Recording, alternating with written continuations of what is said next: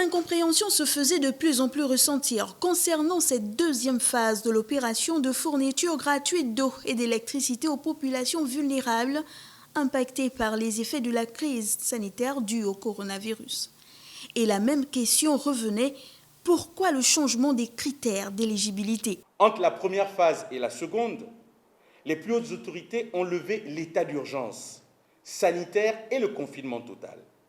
Ceci a eu pour effet immédiat la reprise des activités essentielles.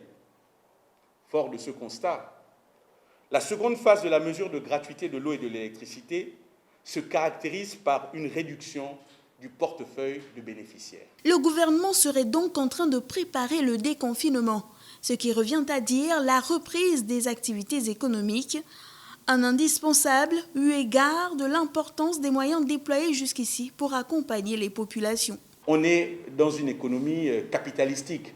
Et dans une économie capitalistique, il y a l'offre et la demande. Et donc, lorsqu'il faut relancer l'économie, il est nécessaire, essentiel et indispensable de préparer la relance de cette économie. C'est ce que nous sommes en train de faire. Et comme vous le savez, la SEG est notre seul véhicule monopolistique. Lorsqu'il y a gratuité comme ça, vous savez quels sont les mécanismes que la SEG doit mettre en place. Le président a donné une enveloppe de 6 milliards, nous sommes allés au-delà.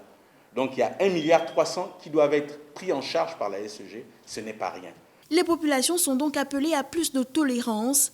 S'il est important de veiller à ce que chacun ne soit pas délaissé en ces temps de crise, il est également vrai qu'au final, l'enjeu est d'apprendre à vivre avec la maladie qui ne s'en ira pas de sitôt.